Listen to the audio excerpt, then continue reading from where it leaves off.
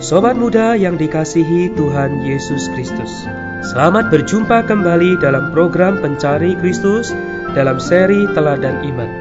Tema kita kali ini adalah membahas mengenai Charles Thomas Studd atau dikenal sebagai C.T. Studd. Ayah C.T. Studd bernama Edward adalah pensiunan pengusaha perkebunan yang berhasil di India. Ia membeli sebuah tempat yang luas di Wiltshire, Tadworth House dekat Edover, yang sekarang dikenal sebagai Titworth. Kemudian pada tahun 1875, Edward diundang ke dalam pertemuan di El Moody oleh temannya Tuan Vincent dan ia diselamatkan. Kemudian 1 tahun setelah ia beroleh selamat, ketiga anak laki-lakinya termasuk C.T. Studd juga menerima Kristus pada musim panas melalui seorang yang bernama Tuan Weatherby di Tadworth Hall. C.T. Studd bersaksi, agama adalah perkara hari Minggu, seperti pakaian hari Minggu, yang kemudian dilupakan pada Senin pagi. Kami para anak laki-laki bertumbuh dengan pergi ke gereja secara teratur. Tetapi meskipun kami memiliki agama sejenis itu, hal demikian tidak berarti apa-apa. Itu seperti sakit gigi. Kami selalu sedih pada saat hari Minggu tiba, dan gembira ketika Senin pagi datang. Setelah dewasa, C.T. Studd menjadi pemain kriket terkenal di Universitas Eton dan Cambridge. Ia menjadi pemain yang serba bisa di England, dan ia bermain untuk tim Middlesex. Dan pada tahun 1884, C.T. Studd lulus dari Trinity College, Universitas Cambridge dengan gelar sarjana. Suatu kali ia berkata, "Setelah menghabiskan 3 bulan membaca Alkitab dan berdoa kepada Allah untuk pimpinannya, aku pulang dengan perasaan yang lebih baik. Tetapi, aku masih tidak mengetahui apa yang akan kulakukan. Lalu aku memutuskan untuk membaca Alkitab sampai Tuhan menunjukkannya kepadaku. Aku menemukan bahwa kembali ke kota dan bekerja adalah perkara yang tidak mungkin bagiku. Sebab, Allah telah memberikan kepadaku kecukupan yang lebih dalam memelihara tubuh dan jiwaku bersamaan. Dan aku merasa bagaimana aku dapat menghabiskan waktu-waktu terbaikku untuk bekerja bagi diriku sendiri dan kemuliaan dan kenikmatan dunia ini, sementara ribuan jiwa binasa setiap hari tanpa pernah mendengarkan tentang Kristus."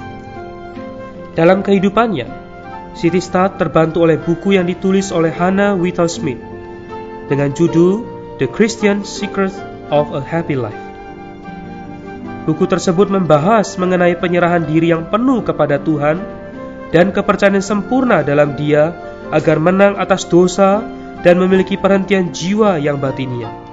Karena itulah C.T. Studd menyerahkan diri kepada Allah seperti dalam perkataan Francis R. Havergal dalam Kidung Konsekrasi, "Tuhan, Kau dapatkanku, biar aku menjadi kudus."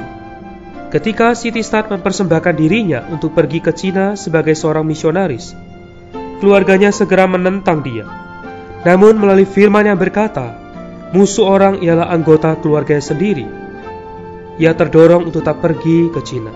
Ia adalah salah satu dari Cambridge 7 yang diterima oleh C.I.M. Hudson Taylor. Lalu rangkaian pertemuan Injil diadakan di sekitar negara itu. C.T. Studd bukan hanya seorang yang mempersembahkan diri, ia bahkan mempersembahkan hartanya untuk Tuhan. Ia menerima warisan sekitar 29.000 pound sterling. Ini adalah jumlah yang besar pada saat itu. Pertama-tama ia memberikan 25.000 pound sterling pada tanggal 13 Juni 1887. Kemudian saat ia tahu jumlah warisannya yang sesungguhnya, ia memberikan sejumlah uang lagi dan menyisakan 3.400 pound sterling. Ia memberikan sisa warisannya kepada istrinya Priscilla Sherwood tepat sebelum menikah. Priscilla adalah seorang misionaris C.I.M. Ia berkata kepada C.T. Studd, "Charlie, apa yang Tuhan katakan kepada orang muda itu untuk ia lakukan? Jualah semuanya. Baik, kita akan memiliki permulaan yang bersih dengan Tuhan pada saat pernikahan kita." Kemudian, mereka memberikan sisa uang mereka kecuali $5 dan beberapa peralatan tidur. Mereka menaruh kepercayaan mereka dalam Tuhan, dan Allah tidak pernah mengecewakan orang yang percaya kepadanya. Mereka dan anak-anak mereka di sepanjang hidup mereka tidak pernah kekurangan kebutuhan hidup. Selama 5 tahun, mereka dianggap sebagai kutukan oleh tetangga mereka. Orang-orang Cina menyalahkan mereka untuk segala hal yang terjadi di kota itu. Akhirnya mereka benar-benar membuat suatu terobosan dari pemberitaan Injil mereka, dan banyak orang Cina menerima Kristus. Sitistat dan Priscilla memiliki 4 anak perempuan yang lahir di Cina, tetapi anak kelima mereka meninggal. Istrinya tidak pernah mengunjungi dokter untuk kelahiran anak-anaknya. Kemudian, pada tanggal 15 Desember 1910, ketika ia sudah berusia 50 tahun, ia pergi berlayar sendirian ke Afrika, meskipun istrinya tidak menyetujui tindakannya itu. Begitu meninggalkan Liverpool, ia menulis, Allah berkata kepadanya, perjalanan ini tidak hanya ke Sudan, ini adalah untuk seluruh dunia yang belum diinjilisasi. Sitistat sangat berbeban atas Afrika. Ia memulai perang suci yang baru. Kemudian pada tahun 1913, ia kembali ke Afrika dengan disetujui oleh istrinya. Tetapi karena kesehatan istrinya yang tidak baik, maka ia harus pergi ke Afrika sendirian. Lalu pada tahun 1914, Sitistat pulang ke Inggris. Dan kemudian pada bulan Juli 1916, ia pergi kembali ke Afrika dan tidak pernah kembali lagi ke Inggris. Ia tidak pernah melihat istrinya lagi selama 12 tahun, sampai pada tahun 1928 ketika istrinya datang mengunjunginya ke sana selama 2 minggu.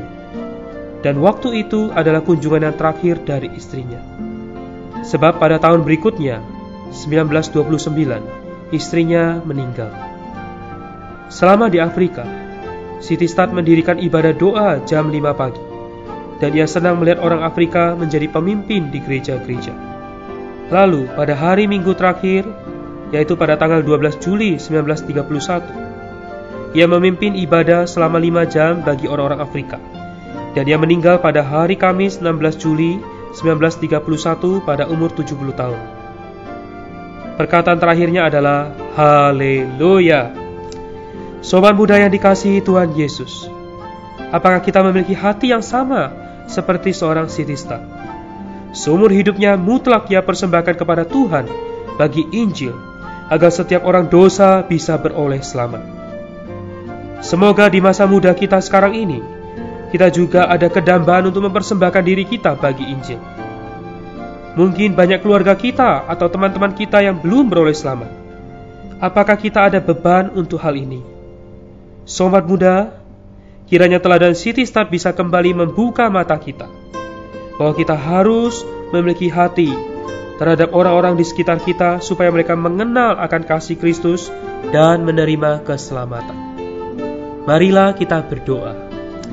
Tuhan Yesus, terima kasih karena Kau Allah yang memanggil kami. Kau memanggil kami melalui menunjukkan kasih-Mu kepada kami. Kau memberikan teladan iman seperti seorang Sitistat. Tuhan, hari ini aku mempersembahkan diriku. Aku mempersembahkan supaya aku bisa menjadi benih Injil dimanapun aku berada. Supaya di dalam hidupku, aku bisa membawa orang demi orang menerima Tuhan sebagai juru selamatnya. Tuhan Yesus, berkatilah doaku ini. Amin. Demikianlah program Pencari Kristus. Tuhan Yesus memberkati.